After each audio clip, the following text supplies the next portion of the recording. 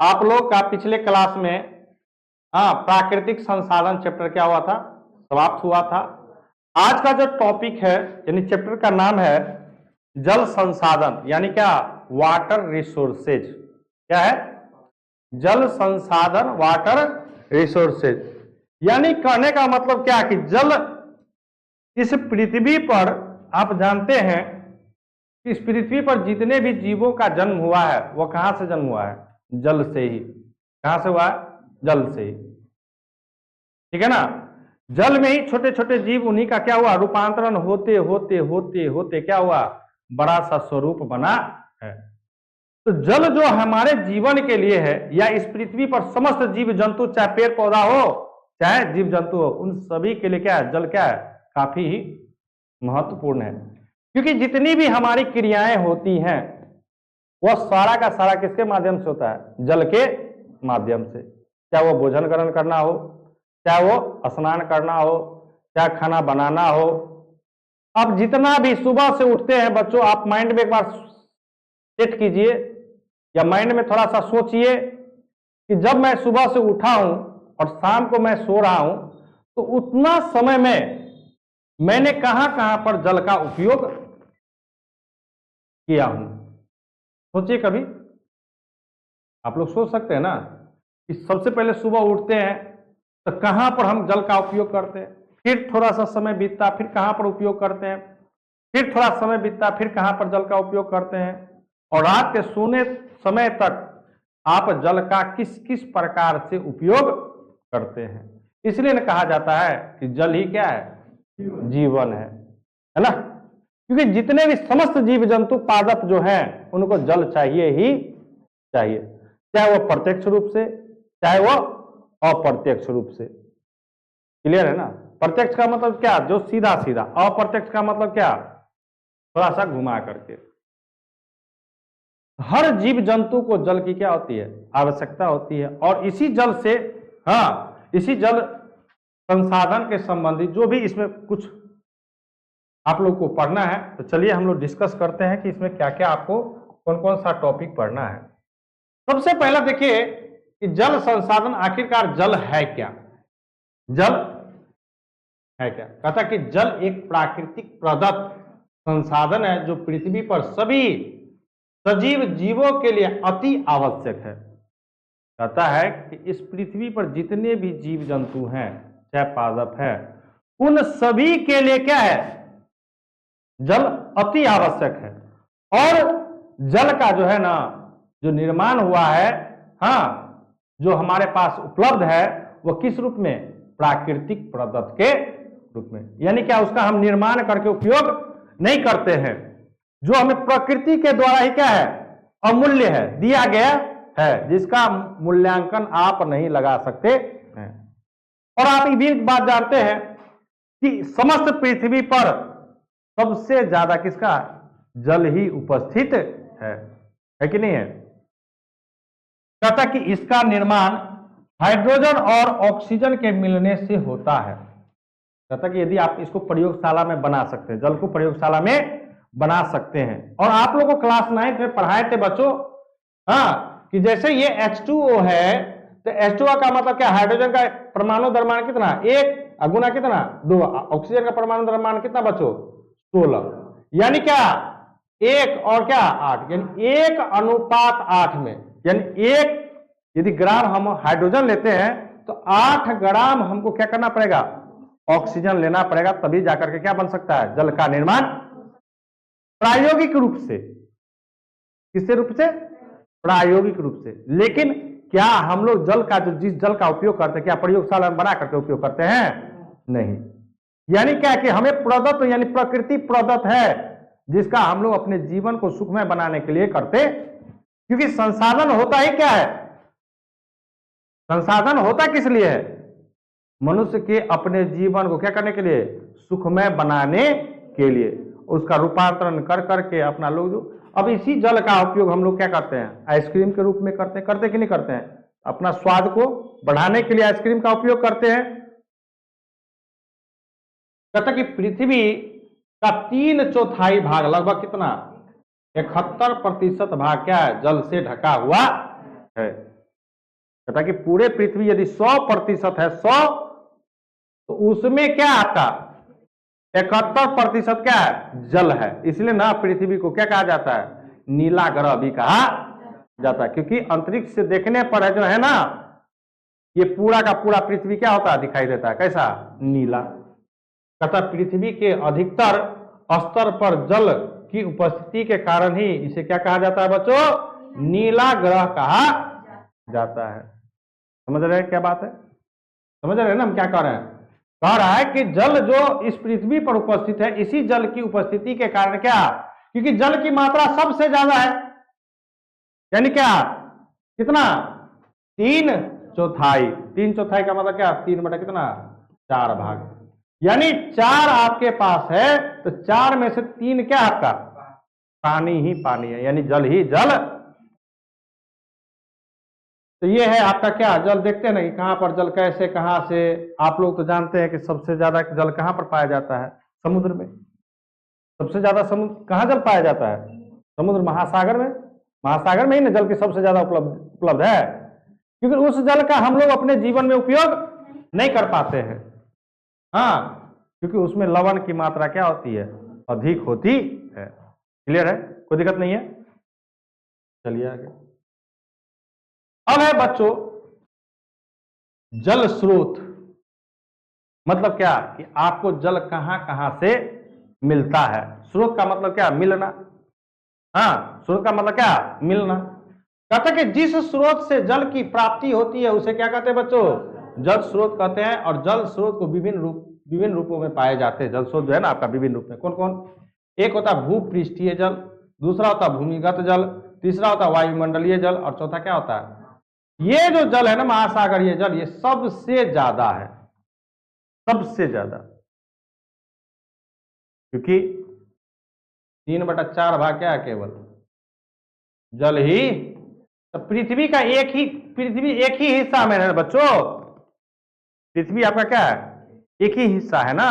और उस पृथ्वी में भी बहुत सारे कुछ है, कहीं पठार है, कहीं पहाड़ है, कहीं मरुभूमि है, कहीं समतली भूमि है, कहीं नदी बहती है, कहीं नाला बहता है, कहीं कुआं है, कहीं पोखर है कि नहीं है। इस एक भाग में भी जल उपस्थित है, समझिएगा। भूपृष्ठीय जल का मतलब क्या है कि जो आपको स्पष्ट रूप से दिखाई देता है भूमि पर। तो भूमि पर मतलब क्या, नदी, तालाब, कुआं, हाँ, पाइन, ये सब क्या आपको जो स्पष्ट रूप से आपको क्या होगा, दिखेगा। फिर है दूसरा क्या, भूमिगत जल, जो हमको दिखता नहीं है लेकिन हम उसका उपयोग सब, क्योंकि ये हमारे जीवन में सबसे ज्यादा उपयोगी है। इसी जल का नलकूप के माध्यम से हम लोग क्या करते हैं, निकाल करके अपने जीवन को सुखमय बनाने का काम करते हैं। तीसरा तो आप जानते ही हैं हमारा वायुमंडलीय, यानी कौन भगवान, वर्षा भगवान। वर्षा भगवान समझ रहे हैं, यानी क्या, जल भगवान। जल भगवान कौन है, इंद्र देव। हाँ, जो जल को क्या करते हैं, पृथ्वी पर देते रहते हैं। फिर है आपका क्या, महासागरीय जल, सबसे अधिक मात्रा में, और इसमें लवण की मात्रा क्या होती, सबसे अधिक होती। इस जल का आप अपने जीवन में उपयोग नहीं कर सकते हैं। क्लियर है, चलिए आगे। आगे है बच्चों क्या, पहला क्या है आपका भूपृष्ठीय जल। कहता कि पृथ्वी के ऊपरी सतह पर पाए जाने वाले जल को क्या कहते हैं, कहता कि पृथ्वी के ऊपरी सतह पर, पृथ्वी के ऊपरी सतह पर पाए जाने वाले जल को क्या कहते हैं हम लोग, भूपृष्ठीय जल। कहता कि इस जल का मुख्य स्रोत वर्षा जल ही है। कहता कि आप जो इस पृथ्वी पर नदी, नाला, कुआं, पोखर, इस सब में जो पानी का जो देखते हैं, इसका मुख्य स्रोत क्या है, वर्षा। क्योंकि वर्षा जल होता है तो यही इकट्ठा होकर के क्या रहता है, कहीं पर जमा रहता है। क्लियर है, कोई दिक्कत नहीं है, क्लियर है ना। कहता कि वर्षा जल का लगभग 20% भाग वाष्पित होकर वायुमंडल में चला जाता है और कुछ अंश रिस कर भूमिगत हो जाता है। और वही रिस कर जो जमा भूमि के अंदर चला जाता है, उसी को हम लोग क्या कहते हैं, भूमिगत जल कहते हैं। और उसमें भूमिगत जल बनाने में सबसे मददगार होता है कौन, पादप। पेड़ पौधा, जिस क्षेत्र में पेड़ पौधा ज्यादा रहता है ना बच्चों, वहां पर वर्षा जल की जो मात्रा होती है ना, वहां क्या होती है, अधिक होती है। क्यों? सॉरी, वर्षा जल की करेक्ट मतलब भूमिगत जल की मात्रा क्या होती है, अधिक होती। क्यों? क्योंकि वहां पर जो पौधों का जो जड़ है बच्चों, वो अंदर तक क्या रहता है, घुसा हुआ रहता है। और उसी के उस जो जड़ है, उसी जड़ के सहारे क्या करता है, पानी अंदर तक प्रवेश करता है। क्योंकि उसको एक प्रकार का क्या मिल गया, रास्ता जाने के लिए। जो जड़ है, पौधे का जो जड़ है, वो वर्षा जल को क्या करता है, रास्ता देता है कि अंदर आप प्रवेश कीजिए। क्लियर?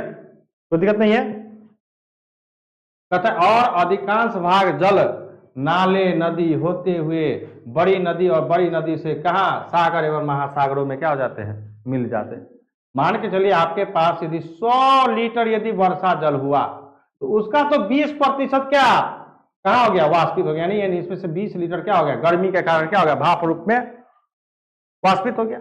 और यही वाष्पित जल क्या होता है, वहां पर वायुमंडल में जाकर क्या होता है, इकट्ठा रहता है। और फिर जब वाष्पोत्सर्जन की क्रिया होती है, यानी अधिक गर्मी पड़ती, तो फिर क्या होता है, वही जल, वही बादल टूट टूट करके क्या वर्षा के रूप में फिर पृथ्वी पर गिरता है। इसी को तो हम लोग क्या कहते हैं, जल चक्र कहते हैं, जो आप लोग क्लास 9th में पढ़ाए थे। याद है ना आप लोग को, कि जल चक्र क्या होता है, कि भूमिगत जल ही वाष्पित होकर क्या होता है, वायुमंडल में जाता है, और वही वायुमंडल में जाने के बाद इकट्ठा संगठित हो जाता है, यानी इकट्ठा हो जाता है। फिर जब वाष्पोत्सर्जन की क्रिया होती है, यानी अधिक गर्मी पड़ती है, तो अधिक गर्मी के कारण क्या होता है, वो पिघलता है। और जब पिघलता है तो वही वर्षा जल के रूप में फिर पुनः पृथ्वी पर क्या होता है, गिरता है। तो ये तो क्रिया क्या होता है, सालों भर चलते रहता है, सालों साल चलता है। प्रत्येक साल गर्मी आती है, प्रत्येक साल वाष्पित होती है, प्रत्येक साल वर्षा होता है कि नहीं होता है। आप लोग देखते होंगे कि किसी खेत में यदि वर्षा के समय में पानी जम गया, जैसे पिछले अभी कुछ दिन पहले वर्षा हुई थी, तो पानी में समस्या आ गया आप लोगों को। हाँ, किसान भाई लोग को क्या आ गया, समस्या आ गया ना, कि धान काटने में। तो देखते होंगे कि अब उस खेत का पानी धीरे धीरे धीरे क्या हो गया, सूख गया। आखिरकार सूखा कैसे, तो कुछ भाग क्या हुआ, नीचे गया, कुछ भाग ऊपर चला गया। ऊपर माने का उसकी मृत्यु हो गई, नहीं, वाष्पित हो गया। अब 20 भाग का क्या किया, वाष्पित हो गया। कुछ भाग इसका क्या हुआ, अंदर में रिस करके गया। और बाद बाकी जो भाग जो जल है, वह नदी नाला होते हुए बड़ा नदी, छोटा नदी से बड़ा नदी से उससे बड़ा नदी, उससे जाकर के सागर महासागर में सब जाकर के पानी क्या हो जाता है, मिल जाता है। तब ना देखते हैं कि बाढ़ समय में इतना पानी आया हुआ रहता है, लेकिन कुछ समय के बाद उतना पानी, जो विशाल पानी आया हुआ रहता है, कहाँ चला जाता है। सोचिए कभी, है कि नहीं है। बाढ़ के मौसम में कितना वर्षा हुआ रहता है, कितना पानी आपके क्षेत्र में आया हुआ रहता है, लेकिन आखिरकार थोड़ा दिन के बाद, 10 दिन 15 दिन के बाद वो पानी कहाँ चली जाती है, तो वो सारा का सारा पानी कहाँ चला जाता है बच्चों, महासागर में। यानी जल स्तर धीरे धीरे क्या हो जाता है, घट जाता है। क्लियर? कितना भी बाढ़ आ जाए, परमानेंट बाढ़ रहता है, कभी देखे परमानेंट बाढ़ रहते हुए, कुछ दिन के बाद वो क्या हो जाता है, बाढ़ समाप्त हो जाता है। कोई दिक्कत नहीं है इसमें, कोई दिक्कत है नहीं। चलिए आगे। अब है भूमिगत जल। तो बच्चों बताओ, अभी आप लोग जस्ट बताए ना कि भूमिगत जल बनाने में सबसे महत्वपूर्ण भूमिका कौन निभाता है, भाई साहब, ये पेड़ पौधा। कौन? ये जो जितना भी पेड़ पौधा है ना, ये सारा का सारा बहुत मददगार होता है। क्योंकि इनका जो जड़ है ना, इनका जो जड़ है, वो एक प्रकार का क्या करता है, वर्षा जल को क्या रास्ता प्रदान करता है। कि आप यदि यहां पर जड़ है ना बच्चों, तो रिस करके क्या कीजिए, आप अंदर की ओर जाइए और प्रवेश होकर के वहां पर क्या कीजिए, तलछट में क्या कीजिए, जमा रहिए। तो समझिए क्या कहता है, कहता वर्षा जल के धरातलीय छिद्रों से। अब धरातल में छिद्र होता है, अपने आप को ही छिद्र होता है, धरातल में आप छिद्र करते तब ना छिद्र होता है, अन्यथा ऊपरी सतह क्या होता है, पूरा समतल रहता है ना, तो छिद्र कहां से आएगा, तो छिद्र कौन करता है, पादप। क्योंकि उसी का जो जड़ होता है ना, वो अंदर घुसा हुआ रहता है। कहता कि छिद्रों से रिस कर कठोर शैलीय आवरण पर क्या हो जाता है, जमा जल भूमिगत जल या भौम जल कहलाता है। और इस जल का उपयोग विभिन्न माध्यमों से हम लोग करते हैं। अब कौन माध्यम से, तो डेली हम लोग करते हैं। हाँ, हैंड पंप लगा करके करते हैं कि नहीं करते हैं, नल लगा करके, इलेक्ट्रिकल मोटर लगा करके हम लोग क्या करते हैं, पानी को खींचते हैं। जनरेटर, हाँ, जैसे हमारे किसान भाई लोग क्या दमकल लगाते हैं ना, अब तो मोटर सिस्टम आ गया, जहां जहां पर बिजली की सुविधा हो गई वहां पर तब मोटर चलता है। तो मोटर से लागत क्या होता है, कम, और दमकल्ला से क्या होता है, जनरेटर वाला जो दमकल्ला होता है उसमें डीजल लगता है, डीजल क्या होता है, कॉस्टली होता है। और दूसरा कि उसमें जो धुआं निकलता है वो भी हमारे वायुमंडल को क्या करता है, प्रदूषित करता है। तो इसलिए सरकार अब क्या कर रही है, कि सरकार कह रहा है कि नहीं, अब जो है ना दमकल्ला वाला बंद करो, अब सब क्या मोटर लगाओ। तो आज देखिए, पहले लोगों के घरों में मोटर नहीं हुआ करता था पहले इतना, अब प्रत्येक घर में क्या है, मोटर है। क्यों? क्योंकि बिजली अब क्या है, सभी लोगों को साधारण रूप में उपलब्ध हो जा रहा, नहीं उपलब्ध हो रहा है। पहले जैसा है बिजली, पहले बिजली ही नहीं आती थी। अब तो बिजली आप जितना उपयोग करें, लाइन कटता है जल्दी जल्दी होता है, कभी कताल होता है कि लाइन कट जाता है, कटता है कि नहीं कटता है। लाइन कटने का मतलब क्या, कि आपका कहीं ना कहीं पीछे प्रॉब्लम है, जिसके कारण क्या सप्लाई को क्या किया गया है, बंद कर दिया गया। लेकिन कुछ समय के लिए, घंटा 2 घंटा 3 घंटा के लिए, परमानेंट। पहले जैसे, पहले तो 1-1 महीना पर बिजली आती थी, अब ऐसा है 1-1 महीना पर, क्योंकि आजकल जितना भी आधुनिक चीज है वो सारा का सारा क्या है, बिजली चालित है। आप मोबाइल से लेके जो भी आपके घर में है, देखिए ना, अधिकांश लोग अब क्या करता है, बिजली से चलने वाले वस्तुओं का ज्यादा से ज्यादा उपयोग करता है। तो यहां पर भी क्या है, ये जो भूमिगत जो जल बनता है, उस भूमिगत जल बनने के लिए सबसे ज्यादा कौन मददगार होता है, पेड़ पौधा। और पेड़ पौधा का जो जड़ होता है वही उसको क्या करता है, रास्ता प्रदान करता है, और जा करके नीचे में क्या होता है, शैलीय आवरण पर वो जमा हो जाता है। और जिसको हम लोग विभिन्न माध्यमों से, हाँ, विभिन्न औजारों से उपयोग करके, विभिन्न उपकरणों का उपयोग करके क्या करते हैं, उस जल को, भूमिगत जल को निकाल करके बाहर का क्या करते हैं, बाहर उसका उपयोग करते हैं। क्लियर है? कोई डाउट है इसमें? नहीं, चलिए आगे। फिर है बच्चों क्या, वायुमंडलीय जल। तो वायुमंडलीय जल तो अभी जस्ट पढ़े कि वर्षा जल ही क्या होता है, वाष्पित होकर क्या वायुमंडल में जाती है, वही संगठित वहां होती है, समझिएगा। यहां पर क्या होगा बच्चों, भूपृष्ठीय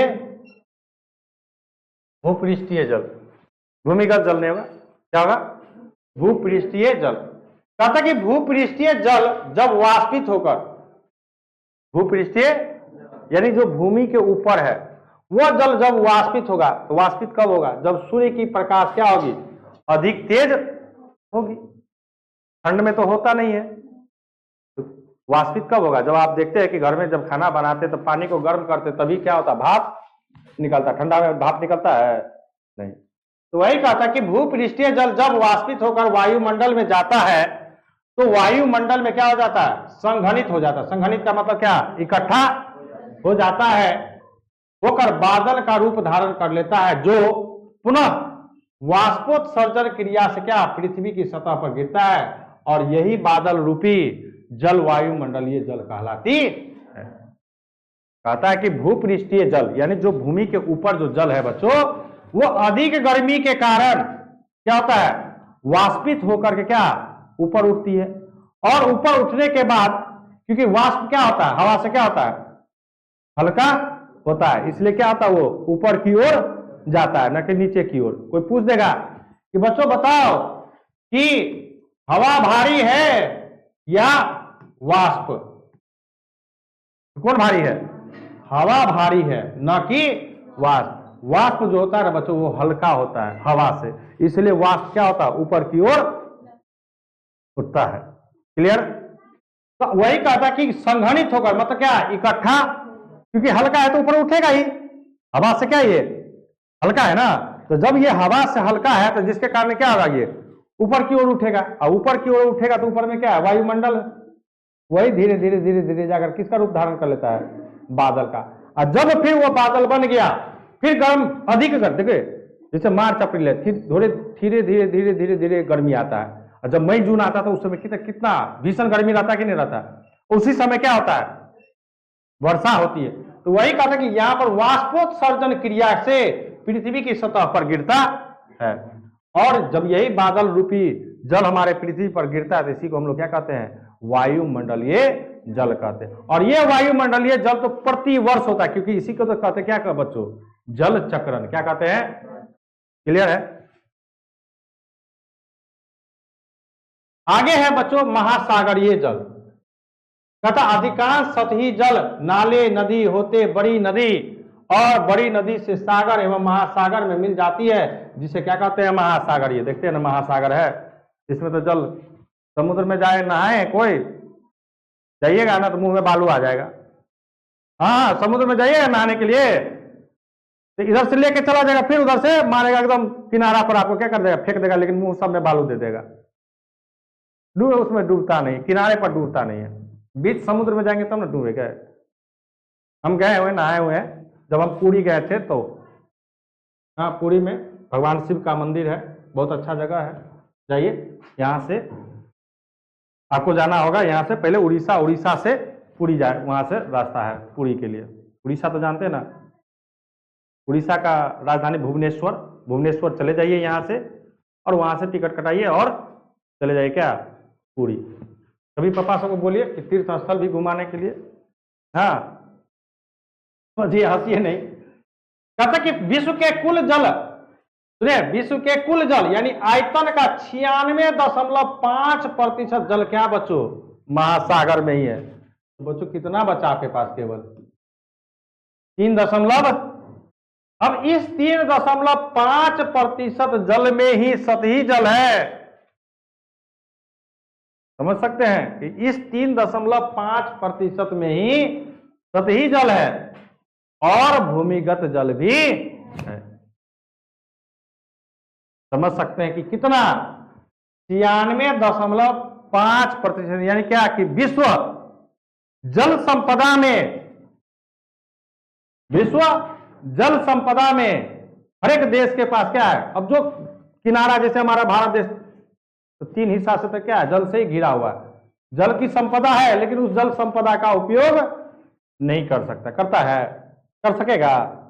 तो इस जल संपदा का कोई वैल्यू है रहा, समझिए कि 96.5% कहां है आपका जल, और महासागर का जल कैसा होता है, लवणीय होता है। क्या होता है, जो आपके जीवन के उपयोग के लिए नहीं है। कहता है कि महासागरों में ही पाया जाता है, उसमें मात्र 2.5% ही अलवणीय यानी मृदु जल है, जिसका हम लोग क्या कर सकते हैं, उपयोग करते हैं। अब 2.5 में, और इस 2.5 में भी बच्चों क्या है ना, ये भी हर जगह एक समान उपस्थित नहीं है। किसी क्षेत्र में ज्यादा है, जैसे हम लोग के क्षेत्र में कोसी नदी बहती है, तो यहां पर जल की क्या है, उपलब्धता क्या है, ठीक ठाक है। और जहां पर नदी नहीं है वहां का क्या होगा, जैसे पटना सब में चले जाइए, पटना तो गंगा किनारे नदी है, बसा हुआ है ना, पटना क्या है, गंगा किनारे बसा हुआ है। अब फिर भी वहां पर जो जल बच्चों निकालना पड़ता है ना, तो 500 फीट नीचे गहरा खोद करके पानी निकालना। हम लोग को तो क्या है, कोसी बेल्ट में चले जाइए तो 20 फीट 30 फीट पर पानी निकल जाता है कि नहीं निकल जाता है। निर्मली सब में कम से कम अच्छा थोड़ा सा पानी चाहिए तो 110 फीट है, निर्मली की बात कर रहे हैं। अपना लोग को यहाँ क्या है, 110 फीट गाड़ना पड़ता है ना, कम से कम 110 फीट 120 फीट। हाँ, एक लेयर है कि जो कि पानी सही दे देता है, जिसमें ज्यादा दुर्गंध नहीं होता है। ये था क्या, समझ सकते हैं कि कितना जल का कहीं पर क्या है, अधिक है तो कहीं क्या है, कम है कि नहीं है। अभी पिछले साल ही कुछ क्षेत्र में अपना लोग को निर्मली से सटे ही कुछ क्षेत्र में क्या हो गया था, जल की कमी आ गई थी।